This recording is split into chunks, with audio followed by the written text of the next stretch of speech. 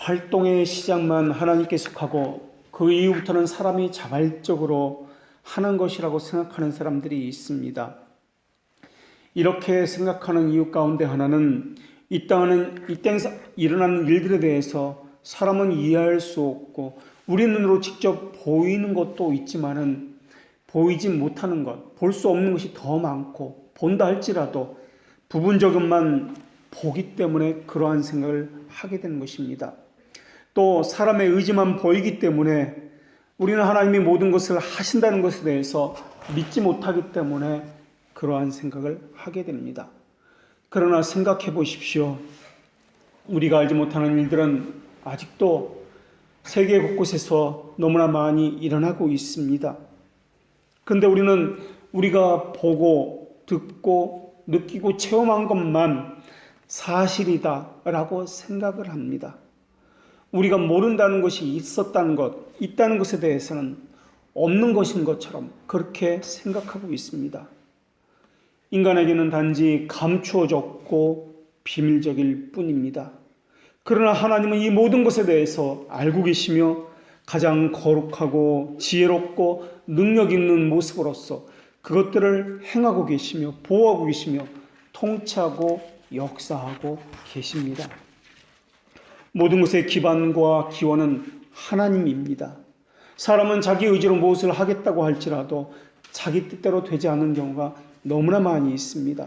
그래서 우리는 우리 보기에 운과 우연이다 라고 생각합니다. 그러나 그렇지 않습니다. 모든 만사가 하나님에 의해서 일어납니다. 지금 이 땅에 일어나는 모든 일들이 바로 그렇습니다. 그래서 우리는 지금까지 교만하지 말아야 된다는 것을 배웠습니다. 그리고 만사가 하나님의 뜻대로 이루어진다는 것도 함께 나누었습니다. 그러면서 오늘 본문은 이방인이 믿음을 버리면 찍힘을 당할 것이고 유대인이 믿음으로 행한다면 감람나무에 다시 접붙임을 받는다는 말씀을 하고 있습니다. 사실 이 말씀은 믿음이 있으면 유대인이나 이방인이나 전혀 상관이 없이 구원을 받는다는 말씀입니다. 그리고 믿음 이외의 것은 전혀 고려하지 않는다는 말씀입니다. 결국 오늘 본문의 키워드는 믿음이라는 단어입니다. 그리고 그 중에서도 우리가 관심을 둬야 하는 것은 일시적 믿음에 관한 것입니다. 이것에 대해서 복음서는 이렇게 말씀하고 있습니다. 바위 위에 있다는 것은 말씀을 들을 때 기쁨으로 받으나 뿌리가 없어 잠깐 믿다가 시련을 당할 때 배반하는 자요. 그들도 말씀을 들을 때는 기쁨으로 듣습니다. 교회를 할 때도 자발적으로 하고 기쁨으로 일을 합니다. 그런데 시련을 당하면 무슨 일이 생기면 배반하는 믿음을 가졌다라는 것입니다. 평소에는 교회 안에 함께 있기 때문에 그것이 드러나지 않습니다. 그러나 무슨 어려운 일이 있으면 외부적인 어떤 상황에 문제가 있으면 그들은 배반을 합니다. 흔들리고 요동하면서 하나님부터 멀어집니다. 이 사람이 가진 믿음은 성령님으로부터 받지 아니하였으며 자기가 열심으로 쟁취한 믿음이기 때문에 그러합니다. 이들도 선택된 자들과 같이 유사한 감동을 맛보기도 합니다. 눈물로 기도하기도 합니다. 이들도 빛을 받기도 하고 하늘에 속한 은사를 맛보기도 합니다. 성령에 참여한 바 되기도 하고 하나님의 선한 말씀과 내세의 능력을 맛보기도 합니다. 그러나 그들이 인식하는 것은 믿음의 빛이 아니라 하나님의 자비의 빛입니다. 이것이 무슨 말이냐면은 이들은 결코 하나님을 아버지라 할 수 없다라는 말인데요. 아버지라고 말한다는 것은 누구든지 할 수 있는 입술의 말이 아니라 그런 뜻이 아니라 아버지라고 부를 수 있는 것은 상황과는 전혀 상관없이 순종한다라는 의미를 가지고 있습니다. 아버지라는 말은 양자의 은혜를 입었기 때문에 하나님과 교제함을 이야기합니다. 그래서 하나님과 교제함, 아버지를 기도다라고 이야기하는데 아버지라는 말은 또 신뢰라는 의미와 같은 뜻입니다. 기도라는 말은 모든 것을 하나님의 뜻대로 하겠다는 의미를 가지고 있습니다. 여기에는 반드시 하나님의 뜻대로 하겠다는 순종이 나올 수밖에 없습니다. 이 순종은 한번 해보자 라는 어떤 도박이나 이러한 것이 아니라 완전한 신뢰에서 나오기 때문에 그러합니다. 그래서 바로 신뢰, 이것이 바로 아버지라는 뜻입니다. 이것이 또한 기도의 의미이기도 합니다. 하나님은 심판과 하나님의 공의를 행하기 위해서 위기된 자들에게도 하나님의 선하심을 체험하게 하시는 분이십니다. 하나님은 그들의 마음의 감각에 하나님의 선하심의 감각을 심어주어서 하나님의 선택과 그렇지 않음에 대한 확실한 증거를 갖게 하십니다. 그것을 증거로 심판의 증거를 삼으시는 분이 하나님이십니다. 하나님을 신뢰하지 않는 것에 대한 확실한 인을 그들도 가지고 있습니다.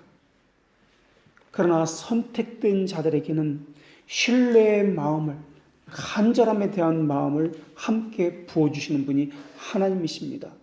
물론 선택된 사람도 육신을 가지고 있기 때문에 육적인 불신이 몰래 들어오기도 합니다. 그래서 하나님에 대해서 신뢰하지 못하도록 그렇게 방해하기도 하고 그 사람 심정에 자리 잡고 있는 확신을 몰아내기도 합니다. 그러나 하나님께서는 그런 육적인 불신에 있는 하나님의 자녀에게는 말씀을 늘 보내주십니다. 언약의 말씀의 견고함을 더해 주시고 하나님의 자비하심에 대해서 다시 한번 충성과 오래 참음의 견고함을 갖추도록 말씀을 통해서 그들을 깨우쳐 나가시는 것입니다.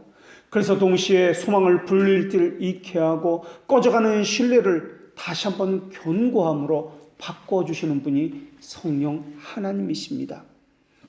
그래서 언약의 믿음을 소유한 사람은 환경에 의해서 잠시는 흔들릴 수 있지만 결코 하나님을 배신하지는 않습니다.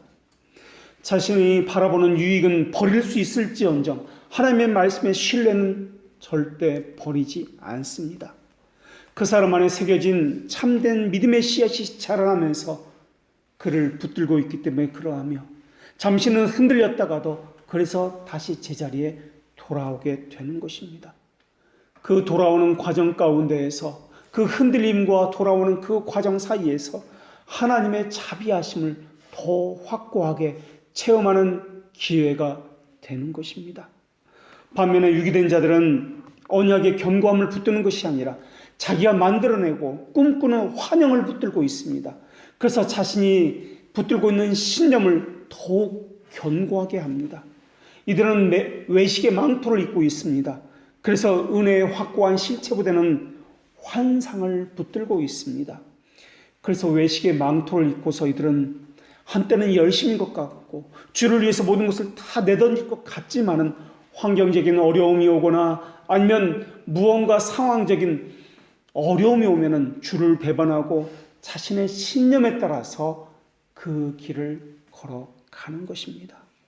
그들이 가진 그 믿음은 일시적인 믿음이고 거짓된 믿음이기 때문에 그렇습니다. 일시적인 믿음, 거짓된 믿음은 세 가지 믿음으로 나타납니다. 하나는 맹목적인 믿음이고 또 하나는 미성숙한 믿음이고 또 하나는 그릇된 믿음입니다.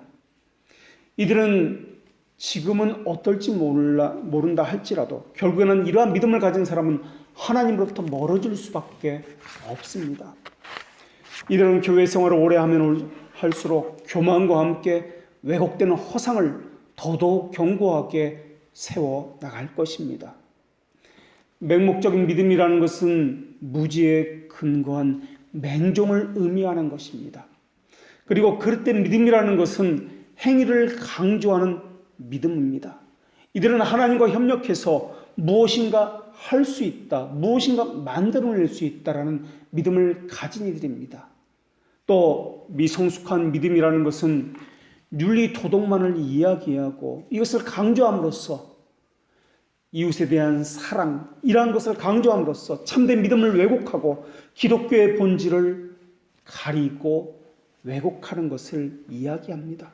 그래서 이들은 예수님을 도덕교사나 아니면 혁명가처럼 그렇게 만들어냅니다. 참된 믿음은 언약의 말씀과 함께 갑니다. 말씀 없이 믿음만 말하는 것도 잘못된 믿음입니다. 믿음은 확신과 신뢰와 함께 가며 거기서 소망이 나오며 소망과도 또한 함께 갑니다. 확신과 신뢰는 삶에서 하나님을 자비하심을 체험하면서 생기는 것이 바로 확신과 신뢰입니다. 한 번, 두 번 똑같은 것을 경험하면서 하나님이 이런 분이구나 라는 것을 깨닫습니다. 이러한 반복되는 과정 속에서 생기는 것은 담대함입니다. 이 담대함을 통해서 하나님의 말씀의 진실함이 자신의 심정에 확고히 새겨지게 됩니다.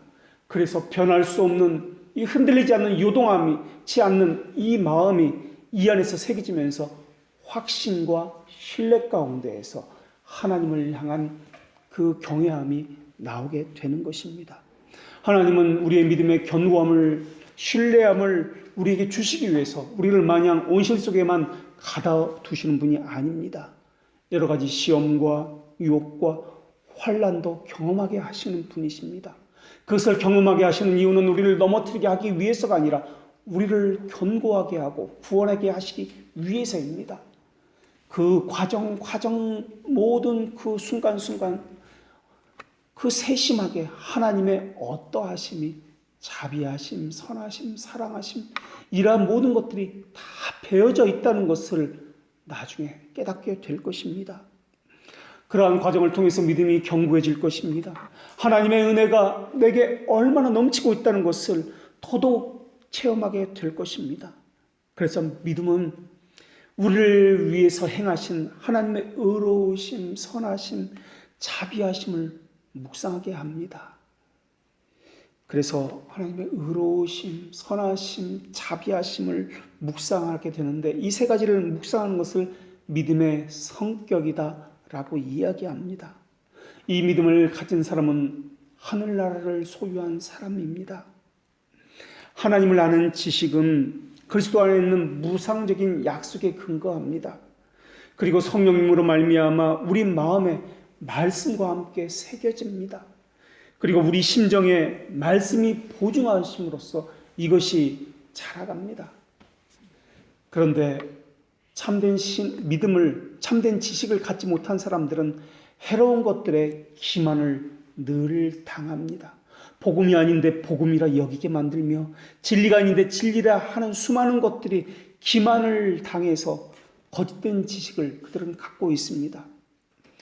많은 사람들은 믿음을 동이라고 생각합니다. 단순히 동이다라고 생각합니다. 단순한 동의를 구하는 질문과 같은 것을 그들은 그래서 많이 고안해냈습니다. 많이 여러분들도 그것을 행했을지도 모르겠습니다. 저를 따라 하십시오라고 하면서 사형리를 만들고 기도문을 따라 읽게 한다든지 질문을 만들어서 오늘 밤 죽어도 천국에 갈 수 있습니까? 라고 질문을 한다든지 하는 수많은 고안문을 만들어서 그것에 동의하면은 이제부터는 아멘만 하면 여러분은 천국 백성이 되었습니다라고 선언해 주는 것을 말합니다. 이러한 동의를 그들은 믿음이라고 이야기합니다. 그러나 믿음은 지적인 동의도 아니고 맹목적인 동의도 아닙니다. 헌데도 이렇게 동의를 구하면서 이것을 믿음이라고 이야기하니까 사람들은 그것을 믿고서 텅 빈 사색에 빠져서 무지하고 맹목적인 환영을 섬기면서 그것이 믿음이다라고 생각합니다. 또 어떤 사람은 자신이 확실히 구원받았다고 느끼고 있습니다. 그래서 자신이 구원받은 근거를 이야기합니다. 그러나 아무리 자기 자신이 깊고 확고한 확신을 가지고 있다 할지라도 여전히 그 사람은 구원받지 못할 사람일 수 있습니다. 어쩌면 그 사람은 하나님과 가장 친밀한 교제를 나누고 있는 것처럼 보일 수 있습니다. 아주 담대하면서도 간절한 말로 하나님께 기도를 할 수 있을지도 모르겠습니다. 온갖 달콤한 말로 하나님을 부르면서 눈물을 흘리며 기도할지도 모르겠습니다. 또 그 사람은 하나님께서 나의 아버지 되심을 확신하고 있으며 죽어서도 천국 갈 것을 확신할지도 모르겠습니다. 너무나 그 사람은 자신만만해서 자신의 믿음의 진실성을 검증해 볼 필요조차 느끼지 못할지도 모르겠습니다. 어쩌면 다른 사람이 그 사람의 믿음에 대해서 이의를 제기한다면 그는 분명 화를 낼 것입니다. 그러나 이런 것들도 그 사람이 진정한 믿음을 가졌다는 것을 증명하지는 못합니다. 또 어떤 사람들은 하나님을 단순하게 믿음의 대상이다 라고 여기고 있는데, 이것은 아주 틀린 대답은 아니지만은 정확한 대답도 아닙니다. 정확히 말하면은 우리 믿음의 대상은 중보자이신 그리스도입니다. 그리고 그분은 율법파에 있는 구약의 백성들에게도 나타났던 분이십니다. 그리스도가 우리의 믿음의 대상이라는 의미는 그리스도를 통해서만 아버지께 이룰 수 있다는 의미입니다. 또 그리스도를 통해서만 하나님을 아는 지식을 체험할 수 있다는 그러한 말입니다. 믿음이라는 것은 단순하게 아는 것이 아니라 신뢰하는 것입니다. 단순히 신뢰하는 것만이 아니라 모든 삶에서 하나님의 어떠하심을 인지하는 것입니다. 인식하는 것입니다. 그래서 오늘 본문 말씀에서는 믿는 데 머문다, 접붙여진다라는 단어로서 사용하고 있습니다. 하나님을 아는 지식은 우리가 배운 대로 노우가 아니라 어크널리지라고 배웠습니다. 인식이라 배웠습니다. 사람들은 이것은 도저히 이해할 수 없다 하는 사건에서도 참된 믿음을 가진 사람은 하나님을 인지하고 인식을 합니다. 하나님을 인지한다고 할 때, 이때 인지되는 하나님은 하나님의 속성과 연관되어서 인지를 합니다. 하나님의 자비하심이라든지 하나님의 선하심이라든지 이런 것을 체험하면서 하나님이 이런 분이구나 라고 이렇게 확신 가운데, 담대함 가운데 흔들리지 않는 이러한 확신이, 신뢰가 이 안에서 생깁니다. 이 신뢰, 흔들리지 않는 이 신뢰를 믿음이다 라고 이야기합니다. 그래서 믿음은 인지하는 것과 신뢰하는 것과 관계를 맺습니다. 그래서 이것을 정의를 낼 때 믿음을 부성애에 대한 확고하고 확실한 지식이다 라고 우리는 정의를 내렸습니다. 이때 지식이라는 말은 인지한다는 것과 신뢰한다는 말을 포함하고 있는 것입니다. 신뢰는 신앙이고 지식은 믿음이다 라고 말할 수 있습니다. 신뢰는 삶과 관련되어 있고 믿음은 인지하는 것, 지식과 관련되어 있습니다. 결국 믿음이라는 것은 무지에 근거하지 않습니다. 믿음은 하나님의 뜻에 대한 지식에 근거합니다. 하나님의 뜻은 분명 하나님의 속성, 어떠하심과 관계를 맺고 있습니다. 그런데 어떤 사람들은 복음과 언약에 대해서, 하나님의 어떠하심에 대해서 전혀 알지 못하고 무지합니다. 믿음의 대상에 대해서도 막연하게 하나님을 믿는 건 아니냐고 그렇게 생각을 합니다. 그러면서 그들은 그저 하나님을 잘 믿고 있다라고 이야기합니다. 그런데 그들은 하나님과 하나님의 뜻에 대해서는 전혀 알지 못합니다. 삶과는 전혀 상관이 없습니다. 그런데도 그들은 자신이 믿음이 있다고 생각합니다. 그러면서 그들은 오늘 죽어서도 천국에 갈 수 있다고 자부하고 있습니다. 이들은 교회가 만든 프로그램에 참여하는 것으로 자신은 믿음이 있다, 해야 할 의무를 다했다고 생각합니다. 그들은 교회가 믿으라는 것을 믿고 있기 때문에 그들은 믿음이 있다라고 생각을 합니다. 삶에서 나타나는 하나님에 대한 인지와 신뢰는 전혀 없습니다. 이들은 신앙에서 믿음과 삶을 완전히 나누어 버립니다.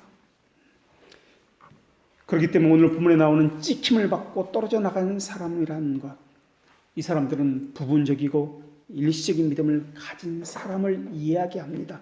잘못된 믿음을 가진 사람을 이야기합니다. 이들은 가공적 믿음이 무엇인지를 모릅니다. 자신의 감정에 불복하는 것을 믿음이라고 생각합니다. 교회의 명령에 순종하는 것을 믿음이라고 생각합니다. 믿음이 지식에 근거한다는 대표적인 말씀이 로마서 10장 10절의 말씀입니다. 사람이 마음으로 믿어 의에 이르고 입으로 시인하여 구원에 이르리라는 이란 말씀입니다. 어떤 사람들은 이 말씀 어디에 믿음이 지식이라고 나오느냐라고 따질지도 모르겠습니다. 이 말씀을 어떻게 보면은 로마 가톨릭이 말하고 있는 것처럼 그저 동의하는 것, 이것이 믿음이라고 생각할 수도 있는 그러한 본문입니다. 그러나 이 말씀의 의미는 이해하려고 하지 말고 점검하지도 않은 채로 믿는 것은 믿음이 아니다라고 하는 말씀입니다. 우리의 의의 근거이신 하나님의 선하심을 명료하게 인식함이 믿음이다라는 그런 의미를 가지고 있습니다. 인식한다는 것은 삶에서 체험하여 확증하여 간직한 지식을 의미합니다.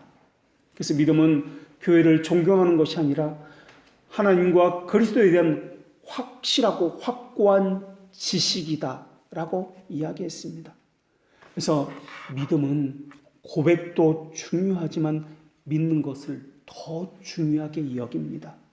그래서 고린도 교회에 보낸 편지에 보면은 우리가 믿었으므로 또한 말하노라 주 예수 그리스도를 살리신 이가 예수와 함께 우리를 살리사 너희와 함께 그 앞에 서게 하실 줄을 우리가 아노라 라고 말씀하고 있습니다. 고백한다라는 것은 자기가 믿는 바에 대해서 다른 사람들과 또한 하나님 앞에서 말을 하는 것을 이야기합니다. 이러한 고백은 세례를 받을 때나 입교시나 성찬시에 잘 나타납니다. 신앙에 대한 고백은 입술과 심정에 보존됩니다. 그래서 하나님께서는 이스라엘 백성에게도 이렇게 말씀하셨습니다. 오직 그 말씀이 내게 매우 가까움으로 내 입에 있으며 내 마음에 있은즉 네가 이를 행할 수 있느니라 라고 말입니다. 입술에 있고 마음에 있어야 행할 수 있다라는 것입니다. 마음에 없는데 입술에만 있는 것, 이것은 무엇이라고 이야기합니까? 위선이라고 이야기합니다. 이것을 잘 볼 수 있는 것이 부활신앙입니다. 부활신앙이라는 것은 죽음에서도 살아난다는 소망에 관한 언약의 말씀입니다.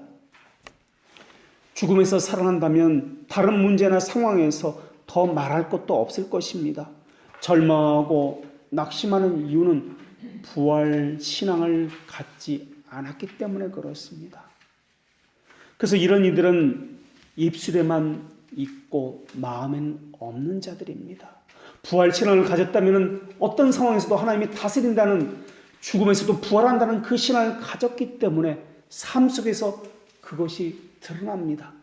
그런데 그것이 드러나지 아니하고 원망하고 입술에는 절망이 나타나는 그 말들이 있다면 이것은 마음의 부활신앙이 없기 때문에 입술에서 그러한 말들이 나오는 것입니다. 감람나무에 접붙여진 자들은 부활신앙을 갖지 않을 수 없습니다. 그들은 그리스도와 함께하기 때문에 그렇습니다. 그래서 입으로 고백하기 이전에 먼저 마음에 새겨져 있어야만 입으로 심정적인 고백이 되어서 입술의 고백도 나오는 것입니다. 이것은 심정의 강력한 인식에서 비롯되는 것입니다. 이 안에서 확고하고 확실한 지식이 심정에 있어야 이것이 입술의 고백으로 나타나는 것입니다. 또 이것은 입술의 고백에만 그치는 것이 아닙니다. 의지로 표현되어서 삶에서도 하나님을 신뢰하는 믿음으로 나타난다라는 것입니다. 마음으로 믿어 의에 이르고 입으로 시인하여 구원에 이른다라는 이 말씀, 의에 이른다라는 말씀은 칭의를 이야기합니다. 입으로 고백하기 전에 이미 마음에서 믿어졌다, 이루어졌다라는 것을 알 수가 있습니다. 또 입으로 시인한다. 입으로 시인하여 구원에 이른다는 것은 마음에서 이루어지는 그 고백이 삶으로 나타나서 기도와 찬양으로 입술의 고백으로 나타난다라는 것입니다. 입으로 시인한다는 것은 삶으로 찬양과 기도로 나타난다는 의미입니다. 그래서 믿음의 자리는 머리나 의지에 자리 잡고 있는 것이 아니라 우리 마음의 자리를 잡고 있다는 것을 알 수 있습니다. 그래서 믿음의 좌소는, 자리 잡고 있는 것은 우리 마음이다, 심정이다 라고 이야기합니다. 또 마음으로 믿어 의에 이룬다는 이 말씀은 구원은 우리 마음에 새겨진 믿음에 대한 심정적인 고백으로 구원받는다는 의미가 아니라 우리가 마음으로 믿었기 때문에 심정적으로 고백하고 있기 때문에 구원받는 의미가 아니라 믿음이 있다면 심정에서 하나님의 영광을 위한 열렬한 열망이 불타오른다는 그러한 의미입니다. 그리고 입으로 시인하여 구원에 이른다는 말은 믿음의 증거를 자신의 삶에서 나타낸다는 것입니다. 삶의 예배로 찬양과 기도로 나타낸다라는 뜻입니다. 이렇게 삶에서 나타나게 될 때 참된 믿음이 무엇인 줄 알게 된다라는 이 말씀이 로마서 10장 10절의 말씀의 뜻입니다. 결국 무지에 근거한 믿음과는 전혀 상관이 없는 거리가 먼 이러한 말씀입니다. 그런데도 사람들은 무지에 근거한 맹목적인 것을 그러한 순종을 믿음이라고 이야기합니다. 이렇게 말을 하는 이들은 율법적인 의를 의지하는 사람이기 때문에 그렇습니다. 자신의 순종, 행위를 믿음이라고 생각하면서 교회를 존경하고 목사님에 대한 무조건적인 순종을 믿음이라고 여기고 있습니다. 그러나 우리는 교회라는 이름을 내걸었다고 해서 모두 참된 교회다라고 생각하지 않고 있습니다. 마찬가지로 목사라는 이름으로서 하나님이 보내신 말씀을 전하는 사람이라고 생각하지도 않고 있다라는 것입니다. 행위로 불리는 율법적인 의는 하나님의 자비하심만 의지하는 복음적인 의와는 전혀 다른 것입니다. 율법적인 의는 율법이 요구하는 것을 행하고 순종함으로써 복을 받을 수 있다, 구원을 받을 수 있다라고 생각하는 사람들이 가진 믿음입니다. 허나 복음의 의는 행위에 근거하지 않습니다. 그래서 이것을 믿음의 의다라고도 이야기합니다. 이것은 그리스도의 죽음과 부활을 믿는 믿음입니다. 물론 복음적 의도 삶이 따라 나오기 때문에 결국 율법을 지켜야 되는 것 아닙니까? 순종해야 되는 것 아닙니까? 라고 질문할 수도 있습니다. 그러나 이 복음적 의에서 나오는 이 순종은 전혀 율법적 의와는 다른 순종입니다. 율법적 의를 가진 사람은 자신의 순종이나 행위를 수단으로 삼아서 하나님의 복이나 은혜를 받으려고 하는 사람들입니다. 그 반면에 복음적 의를 가진 사람은 자기를 죽입니다. 매일 죄죽이를 합니다. 거룩한 양심을 의지하려고 합니다. 그러면서도 자신의 행위를 자랑하지 않습니다. 오히려 자기 자신 안에 있는 불결한 죄성 때문에 고민하고 너무나 크고 악하고 하나님의 빛을 받을 만한 조건이 자신에게 전혀 없다는 것을 알기 때문에 하나님 앞에서 하나님의 자비하심만을 구할 뿐입니다. 무엇을 담고 있느냐, 무엇을 자랑하느냐에 따라서 복음적 의의와 율법적 의의는 너무나 큰 차이를 가지고 있습니다. 중세시대에는 교회가 배우지 못한 자들에게 그림과 형상과 상징을 만들어서 그들에게 교육을 한다라고, 그렇게 그들의 눈높이에 맞추어서 교육을 한다라고 그렇게 했습니다. 결국 말씀에서 눈을 멀게 했고 사람의 이해를 돕는다고 했지만은 성경을 그들의 손에서 빼앗아 갔습니다. 이 땅의 수많은 교회가 지금도 그러하고 있습니다. 말씀을 통해서 그리스도를 알아가게 하기보다는, 말씀을 통해서 그리스도를 닮아가게 하기보다는 온갖 인간적인 가공물, 고안된 프로그램들을 만들어서 사람들을 훈련시키고 있습니다. 그러면서 교인들의 손에서 교회들의 고백을, 우리 선조들이 피를 흘리면서 고백되어졌던 심정에서 나왔고 입술의 고백과 삶에서 체험됐던 이 고백들을 다 제거해 버렸습니다. 그리고는 말씀에서 멀어지게 했고 눈을 멀게 했고 귀를 닫게 했습니다. 삶이 중요하니까 교리는 빼고 말하자고 그렇게 이야기했습니다. 무지라는 말은 모른다는 말이 아닙니다. 특별한 상황에 처하게 되면 말씀을 빼고 다시 말하자는 의미입니다. 무지라는 말은 하나님의 말씀은 물론이고 자신이 정해놓은 원칙까지도 어긋나게 간과하게 만드는 것이 무지라는 의미입니다. 한결같지 못하는 것, 상황에 따라 사람에 따라 수시로 변하는 것, 이것을 무지라고 이야기합니다. 무지를 자신의 불경건함을 감춘다는 의미로서 망토라고도 불리기도 합니다. 그들은 망토로서 자신을 가립니다. 그리고 하나님의 신뢰하지 못하는 자기 자신의 믿음 없음을 덮어버리고 욕망과 사악한 것을 피난처로 삼고 있으며 자기 이름과 이익을 위해서 자신만이 들어갈 수 있는 동굴로 숨어 버립니다.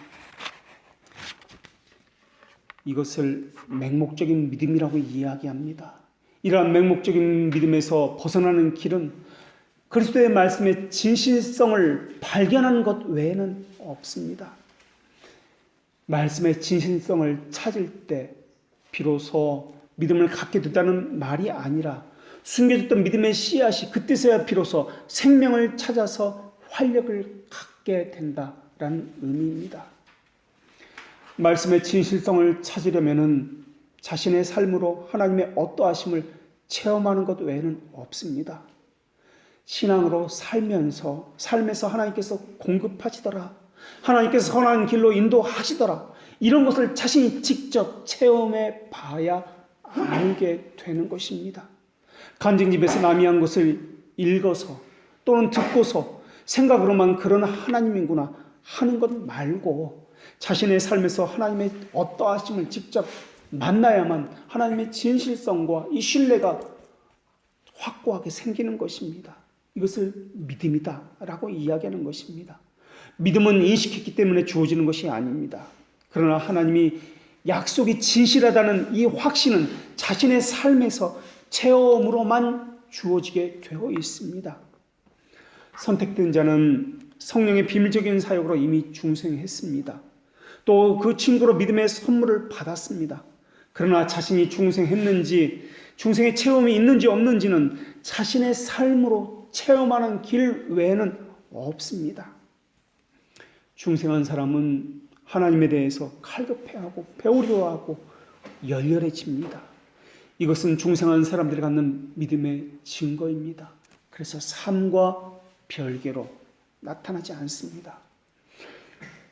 그리스도께서는 영생은 곧 유일하신 참 하나님과 그가 보내신 그리스도를 아는 것이다 라고 말씀해 주셨습니다. 아는 것은 노가 아니라 어크널리지입니다. 인지하는 것이고 신뢰하는 것입니다. 맹목적 믿음은 믿음이 아닙니다. 그것은 믿음과 비슷한 것이지만은 믿음이 아닙니다. 어떤 사람은 은사나 이적을 체험하는 것을 믿음이다라고 이야기합니다. 이건 역시 믿음이 아닙니다. 복음의 교훈과 믿음의 교류를 통해서 그리스도를 알지 않는 그것은 어떤 형태가 되었든 그것은 모두가 맹목적인 믿음입니다. 예수님은 10명의 나병 환자를 병을 고치셨습니다. 그런데 그 가운데 단 한 사람, 사마리아 사람만 예수님께 돌아와서 고맙다고 인사를 표시를 합니다. 이때 주님은 9명은 어디에 있느냐고 물으셨습니다. 이적을 체험했다고요? 그 9명은 예수님께 돌아오지 않았습니다. 병 고침을 받았다고요? 모두가 다 예수님을 따르는 것은 아닙니다. 그것은 예수님께서 직접 말씀해 주신 것입니다. 놀라운 오병이어의 기적을 보았습니다. 그런데 그 5,000명의 사람들은 다 어디로 갔습니까? 모든 사람이 다 예수님을 버리고 각기 제 길로 갔습니다. 그 5,000명 모두가 말입니다. 이적을 체험했기 때문에 믿음이 있다고요? 그렇지 않습니다. 예수님은 자신을 팔자가 누군지 아셨습니다. 그러나 그 사람 앞에서도 이적을 베풀었습니다. 말씀도 그 사람에게 들려주셨습니다. 예수님을 섬길 수 있도록 그 사람에게도 직분을, 오히려 더 귀한 직분을 그 사람에게도 주셨습니다. 유기된 자들도 진리를 맛봅니다. 이적을 체험합니다. 하늘에 신령한 것들도 그들은 맛봅니다. 이와 같은 이치는 성례에서도 찾아볼 수 있습니다. 성례는 우리는 가시적인 말씀이다, 보이는 말씀이다 라고 이야기합니다. 이 말은 성례의 직무는 말씀의 직무와 같다라는 의미를 가지고 있습니다. 마음으로 믿게 하고 입으로 고백하게 합니다. 성례를 통해서 그리스도의 살과 피가 떡과 포도주로 상징하는 이적을 체험하게 됩니다. 그러나 그것이 무엇인지 의미를 모르면 이것은 아무런 의미가 없습니다.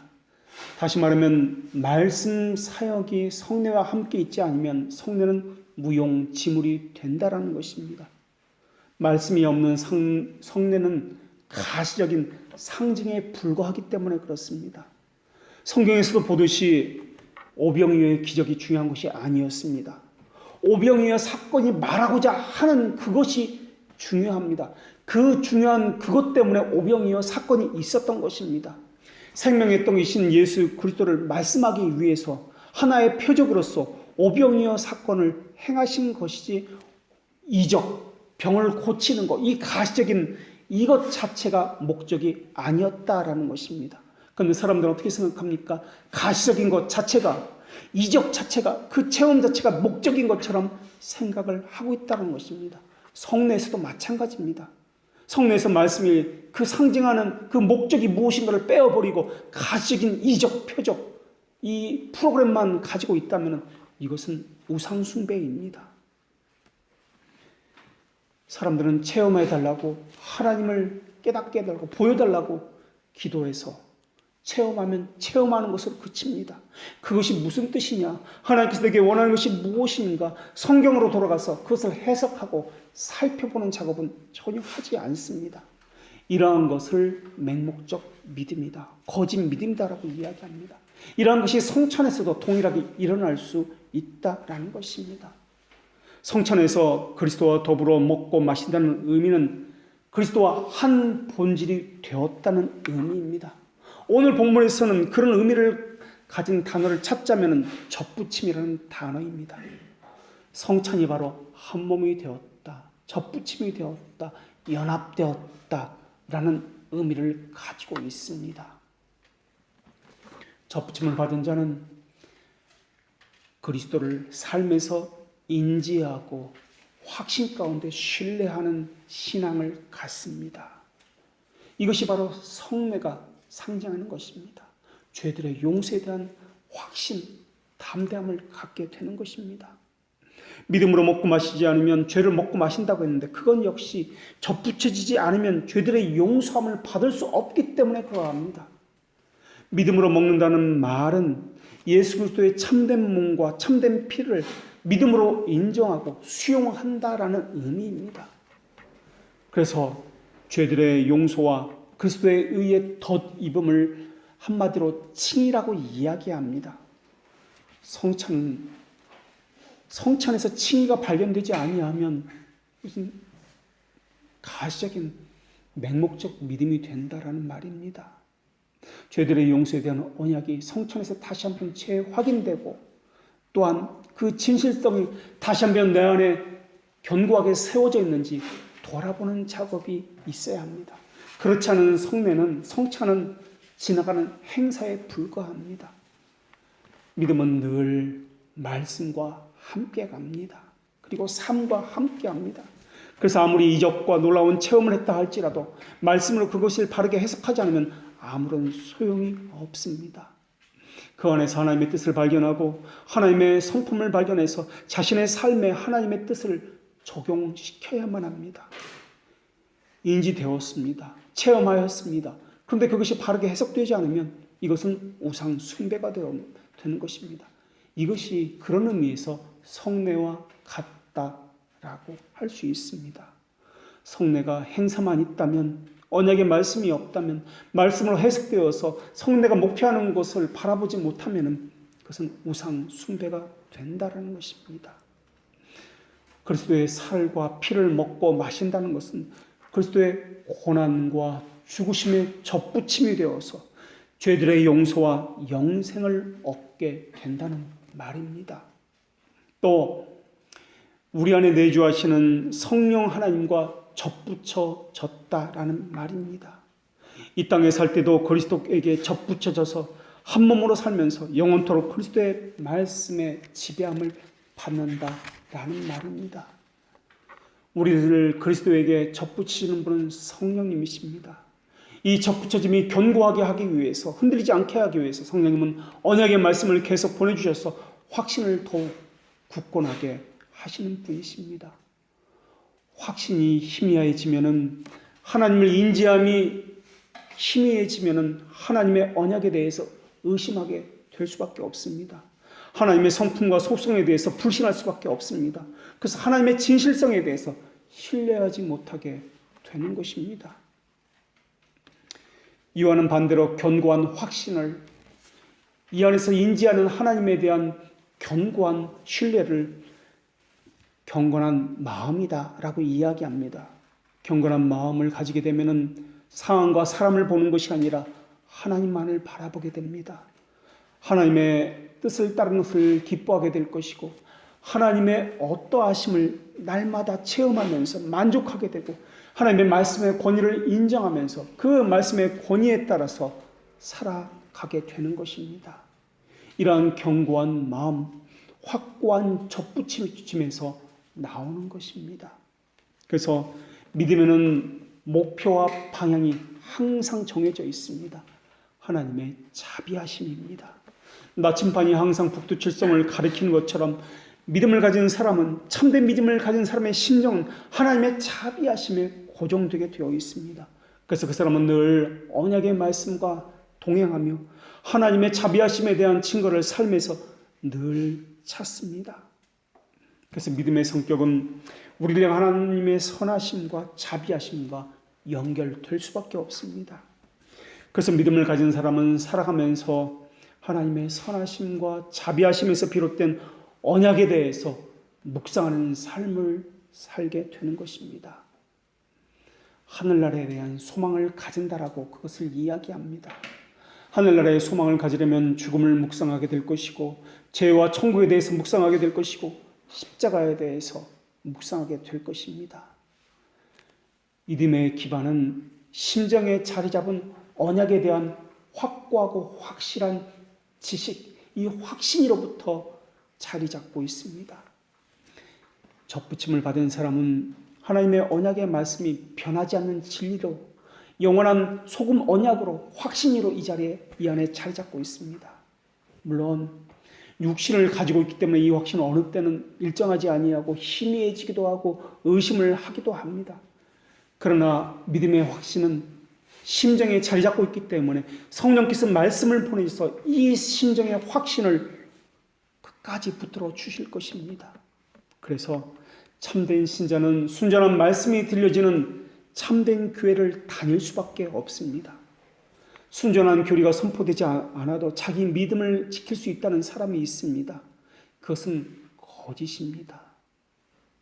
어떤 교회에서 자기 열심을 가지고 헌신한 자도 있을 것입니다.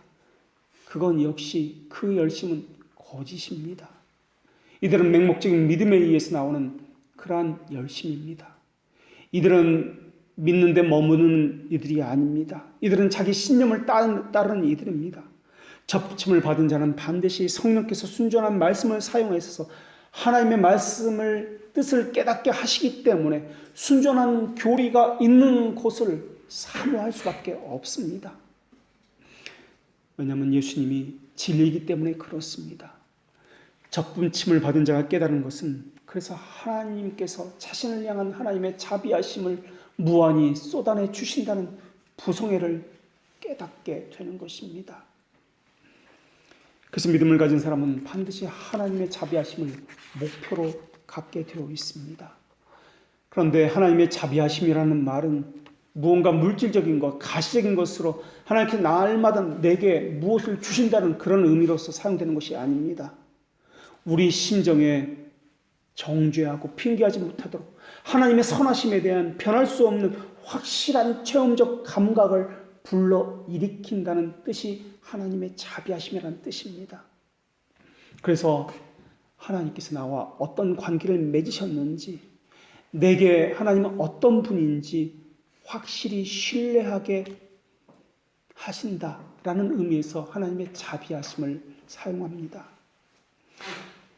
물론 사람은 본성적으로 마음에 하나님을 두지 않습니다.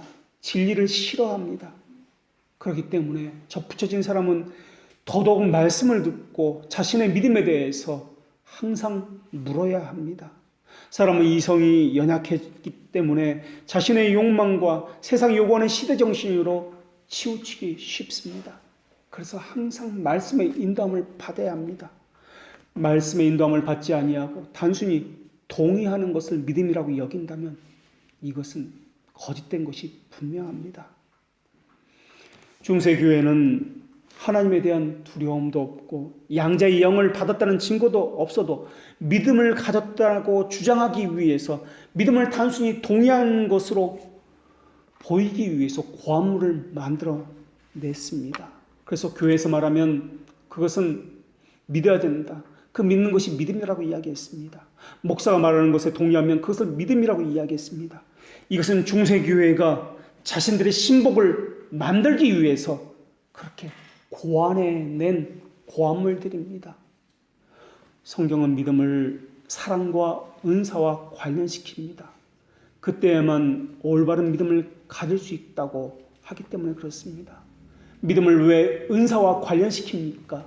은사는 우리의 열심으로 얻을 수 있는 것이 아니라 하나님께서 부어주시는 것 때문에 그렇습니다. 그것은 믿음을 하나님으로부터 온다는 측면에서 은사와 관련시킵니다. 하나님께서 부어주신다, 값없이 주신다는 뜻에서 은혜라고 이야기합니다. 이것은 사랑이나 은사가 더 낫다는 의미가 아니라 하나님의 자비하심을 받은 자만이 성경적 믿음을 호소할 수 있다는 말입니다. 그러나 여기서도 사랑과 은사만 찾고 있는 것을 미성숙한 믿음이다 라고 이야기합니다. 미성숙한 믿음은 환영에 불과합니다. 이러한 믿음은 돌밭에 떨어진 씨앗과 같은 일시적인 믿음입니다. 이러한 믿음은 접붙이지 못한 사람에게서 볼 수 있는 믿음입니다. 이들은 상상만으로 경의를 표합니다. 가시적인 것만으로도 이들은 만족합니다. 심정에는 어떤 감동도 없고 허무한 것을 추구합니다. 거짓된 것으로 외식으로 장식하고 기만을 행합니다. 이런 믿음을 가진 사람은 윤리도덕적인 사랑의 실천만을 강조합니다. 가시적인 것을 좋아해서 이웃을 사랑을 중시 여깁니다. 겉으로 보이는 것을 중시 여깁니다. 이들은 접붙이지 못한 사람이기 때문에 비밀적인 계시를 알지 못합니다. 이들은 불행을 직면한다 할지라도, 그래서 하나님을 찾는다 할지라도 자기 이익과 관련해서만 하나님을 찾습니다.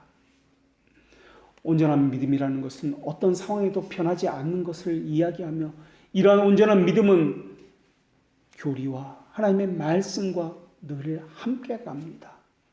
아무리 은사라 할지라도 말씀을 배제한 은사라면, 사랑이라면 이것은 거짓된 믿음이다라는 것입니다. 온전한 믿음은 변덕스러움이 없는 순전한 하나님의 말씀에 근거한 믿음입니다. 이러한 믿음은 현재는 물론이고 미래에 대해서도 의심하지 않습니다.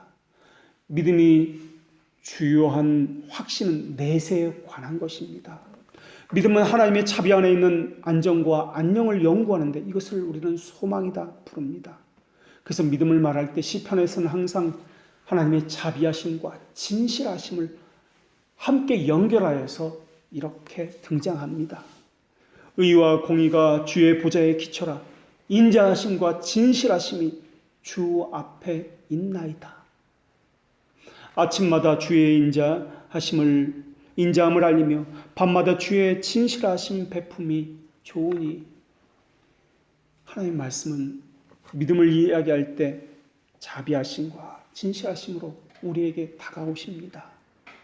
단순히 하나님이 진실하다는 것은 사실 우리에게는 아무런 유익이 없습니다. 하나님의 자비하심을 삶에서 체험하고 깨닫고 고백할 때에만 비로소 하나님의 진실함을 받아들일 수 있기 때문에, 삶이 배제된 진실하심은 이것은 아무런 우리에게 힘을 주지 못합니다. 그래서 삶에서 체험된 진실하심만일 이것이 우리에게 큰 힘을 준다라는 것입니다. 믿음은 우리를 향한 하나님의 호의에 대한 확고하고 확실한 지식입니다. 이것은 그리스도의 안에 있는 무상적인 약속에 근거합니다. 그리고 이것을 성령께서 우리의 마음에 조명시키고 말씀으로 심정에 부어주시고 보증하신 것입니다. 믿음이 흔들리라고 할 때 하나님의 선물인 믿음 자체가 연약하기 때문에 흔들리는 것은 아닙니다. 우리 안에는 죄의 잔재 때문에 세상과 사탄의 유혹과 욕심과 우리의 불신앙으로 인해서 믿음의 확신이 흔들리는 것이지 믿음 자체가 부족하기 때문에 연약하기 때문에 흔들리는 것이 아닙니다. 그러나 우리의 불신앙과 세상의 욕심 때문에 흔들리는 것을 보고 이 흔들리는 것 때문에 유기된 자들과 믿음이 비슷하다라고 생각할 수도 있습니다. 그러나 접붙임을 받은 사람은 하나님께서 끝까지 붙드십니다. 말씀을 듣게 하시고 깨닫게 하셔서 그들을 심정을 다시 붙들어 매십니다. 말씀 선포의 목표와 대상은 항상 자비하심을 갖춘 그리스도이십니다. 믿음은 행위에 있지 않습니다. 그래서 믿음을 우리 스스로 힘과 노력으로 하지 않는다고 해서 능동적이라 하지 아니하고 수동적 믿음이다 라고 이야기합니다. 그래서 믿음을 이야기할 때는 항상 수동적 믿음을 머릿속에 기억하셔야 할 것입니다. 그래서 우리가 행한 것 없이 받았기 때문에 이 수동적인 믿음을 값없이 무상적이다, 무상적 믿음이다, 값없는 믿음이다 라고 이야기하는 것입니다. 또 값없이 무상적으로 받았다고 해서 이것을 믿음의 법이다 라고 부릅니다. 하나님은 하나님의 자비하심으로 우리를 하나님의 호의에 접붙여 주십니다. 하나님께서는 그것이 진실하시다는 확신에 우리를 또한 접붙여 주십니다. 그 진실하심이 우리의 믿음의 대상이 되며 그 조건으로서 무상적 약속과 하나님의 언약에도 그리스도의 그 죄들의 용서에 대한 언약에도 우리를 접붙여 주십니다. 우리가 그리스도에게 접붙여졌다는 말은 그리스도의 의가 우리에게 전가되었다는 말이며 그리스도의 순종이 우리에게 전가되었다는 말입니다. 그래서 의의 전가를 순종의 전가다라고 이야기합니다. 그 말은 그분의 순종을 우리가 순종한 것으로 여겨준다라는 말입니다. 그래서 다른 말로 그분의 의를 우리 의로 여긴다는 것을 다른 말로 칭의다라고 이야기합니다. 결국 순종하지 않는 믿음은 거룩하지 않을 것이고 접붙여지지 않았기 때문에 순종하지 않는 것입니다. 거룩하지 않는 삶은 신앙의 삶이 아니고 접붙여지지 않는 그러한 사람들의 삶입니다. 그리스도께서는 우리에게 거룩한 의를 베풀고 그분의 의를 전가하셨습니다. 그렇기 때문에 그리스도에 대한 순종과 거룩을 우리는 분리하지 않습니다. 성경에서는 사랑장을 말하고 믿음장을 말하면서 사랑과 믿음을 분리시켜 말하는 것처럼 보입니다. 그러나 성경에서는 말하고자 하는 것은 이 분리가 아닙니다. 고린도전서 12장에서 하나님의 은사를 설명하면서 이것을 하나님의 은사를 불경건하게 사용하는 자들이 있기 때문에 믿음과 사랑을 분리해서 설명해 주십니다. 이것은 설명을 하기 위해서 사랑과 믿음을 분리한 것이지 실제로는 사랑의 순종과 믿음은 분리하지 않는다라는 것이 야고보서의 또한 말씀이기도 합니다. 그래서 우리는 접붙여지지 않는 자처럼 믿음과 사랑을 분리해서 생각하지 않습니다. 말씀의 교리를 떼어낸 삶만을 이야기하지 않습니다. 교리와 삶을 동시에 이야기합니다. 우리의 신앙은 하늘과 땅, 그리스도의 신성과 인성, 하나님의 특별 은총과 일반 은총, 이 모든 것을 인정하고 이 두 가지를 동시에 균형 있게 이야기합니다. 그러나 동시에 교회와 세상을 혼동하여서 그 둘을 섞지도 않습니다. 특별 은총과 일반 은총을 혼합하여서 세상을 교회라고 이야기하며 교회를 세상이라고 이야기하지 않습니다. 서울시를 하나님의 교회라고 이야기하지 아니하며 또 교회를 세상이다라고 이야기하지 않습니다. 우리는 구별하되 하나님께서 우리에게 주신 고난을 벗어나지도 않습니다. 또 우리는 우리의 영적인 감각이나 우리가 경험한 이 체험을 믿음의 증거로도 삼지 않습니다. 만약에 우리가 체험한 것들을 믿음의 증거로 삼는다면 우리는 그리스도를 믿는 사람이 아니라 우리의 감정과 체험을 믿는 사람이기 때문에 그렇습니다. 우리가 구원의 증거로 삼을 수 있는 것은 우리의 체험과 이적이 아니라 하나님의 말씀에 기록된 예수 그리스도를 믿는 것 외에는 없다라는 것입니다. 우리가 우리의 감정과 체험을 가지고 자랑하고 그것을 믿게 되면 우리는 우상 숭배자가 되는 것입니다. 우리가 경험한 것에 대해서 하나님께서 칭찬해 주시기를 기대한다면 이것을 내가 너를 사랑하는 증거다라고 하나님께서 이것을 보증해 주기를 원한다면 우리는 큰 위험에 빠지게 되는 것입니다. 이것이 바로 그리스도에게 접붙여지지 못한 자들의 생각들입니다. 우리를 생각해 보십시오. 우리는 원가지도 아니지 않습니까? 우리는 접붙여진 돌 감람나무 아닙니까? 우리는 그렇기 때문에 더더욱 교만할 수가 없지 않습니까? 더더욱 하나님께 대한 진실한 마음을 드려야 되는 것 아닙니까? 하나님의 위대하심은 곧 자비의 위대하심입니다. 하나님께서 하나님의 자비를 베풀기로 뜻하신 경우에는 하나님께서는 자비만 가지고 베푸시지 않습니다. 하나님의 신성 전체를 가지고 그 사람에게 다 베풀어 주십니다. 자비롭고 은혜롭고 노하기를 더디하시며 인자와 진실이 풍부하신 하나님이 그곳에 개입하시는 것입니다. 그것 때문에 우리가 접붙여짐을 당한 것입니다. 하나님 우리에게 자비를 베푸실 때 하나님이 신성 전체를 끌어들이십니다. 그래서 하나님은 하나님의 자녀들에게 하나님을 체험하게 하실 때, 하나님의 자비를 경험하게 될 때 하나님의 신성 전체를 맛볼 수 있게 하십니다. 우리가 연약하고 부족하고 그래서 하나님의 신성 가운데 어느 날은 하나님의 선하심만을 체험합니다. 어느 때는 하나님의 능력만을, 어느 때는 하나님의 공의만을 느낄 뿐이지 하나님은 한 가지 속성을 보여주시는 분이 아니라 하나님의 전체를 우리에게 보여주시는 분이십니다. 하나님은 자신의 모든 것을 내어주시기 때문에 그리스도까지 내어주신 분이십니다. 그래서 우리가 하나님을 체험할 때 입체적으로 이 방면에서 이 방면에서 저 방면에서 하나님의 속성을 입체적으로 체험할 수 있습니다. 그것은 진리도 마찬가지입니다. 우리가 성령의 열매를 이야기할 때도 이것은 한 가지가 아니라 이것 따로가 아니라 입체로 바라보아야 한다고 우리가 배웠습니다. 이것은 하나로 뭉쳐진 원과 같이 공과 같은 것이다 라고 배웠습니다. 우리가 아직 어린아이와 같은 신앙을 가졌기 때문에 입체적으로 보지 못하고 한 단면만, 한 부분만 보고 있기 때문에 그렇게 하나님의 자비하심, 때로는 하나님의 선하심만 우리가 인지하고 있는 것입니다. 우리가 하나님의 뜻을 구하는 기도를 할 때도 마찬가지입니다. 우리가 기도할 때 하나님의 자비하심을 구합니다. 그런데 사실 하나님의 자비하심을 구하고 있지만은 하나님께서는 이미 하나님의 신성을 우리에게 다 주셨습니다. 우리가 하는 기도는 하나님의 신성을 맛보게 해 주십시오라는 기도일 것입니다.